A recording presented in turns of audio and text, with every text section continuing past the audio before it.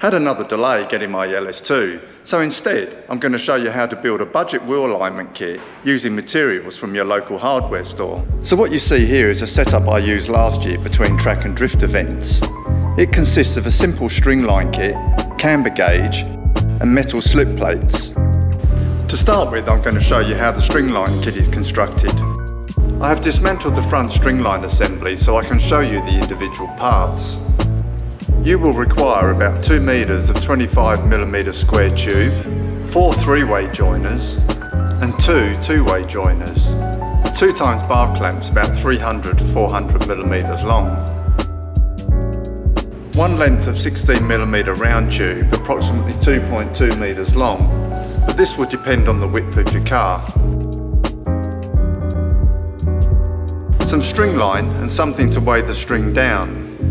Total cost for the stringline kit, including the rear assembly, will be around $175. For the slip plates, you will need some galvanised sheet metal. These will need to be cut into 300mm wide pieces, and you'll need 2 per wheel.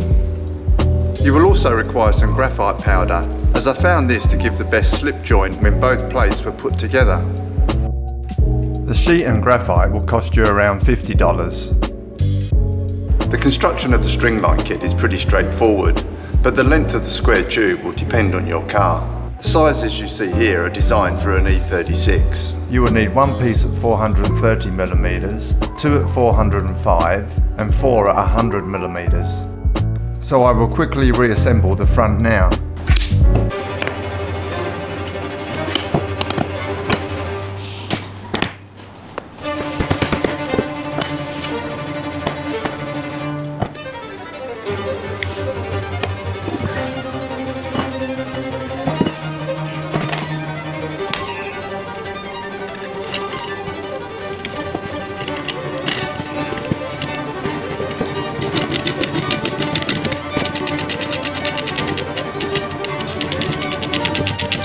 The T-piece that holds the round tube has to be drilled out to 16mm.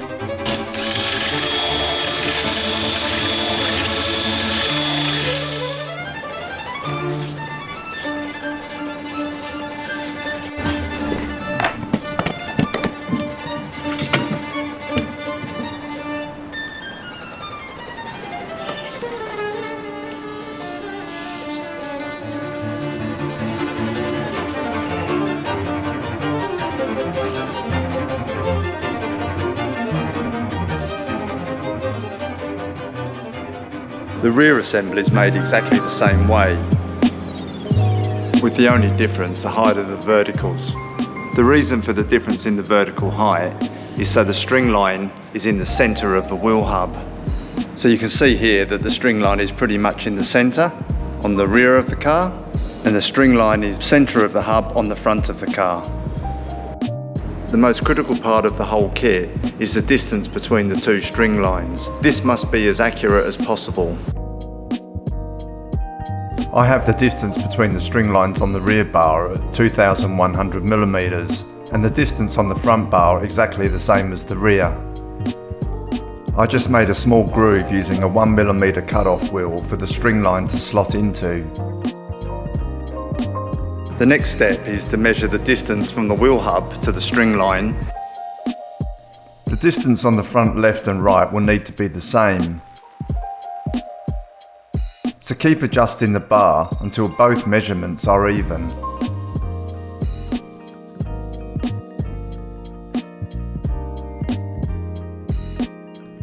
Before you get the fronts perfect, go and adjust the rears, as the front measurements will change slightly.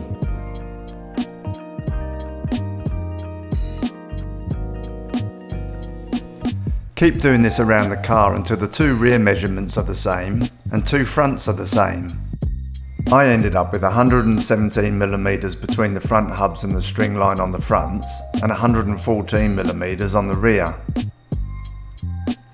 Once this is done, the string lines will be parallel and you can start measuring the distance from the front of the wheel to the string line and the rear of the wheel to the string line. This will tell you how much toe in or toe out you have. On the wheel at the moment I have a gap of 75mm on the front and 70mm on the rear, so that's 5mm toe in.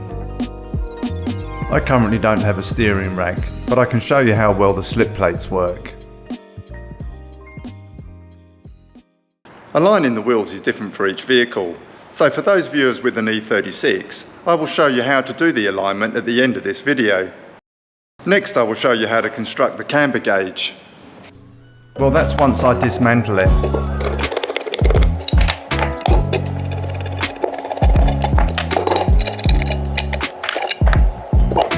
To construct the frame, you will require one piece of 25mm square tube at 520mm and one piece at 415.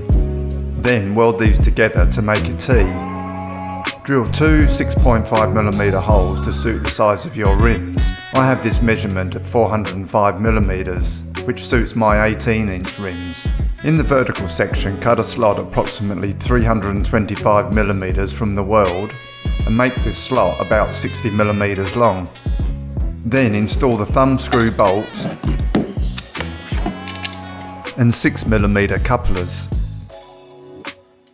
These couplers were cut down as shown here, then covered in heat shrink to protect the wheel rim.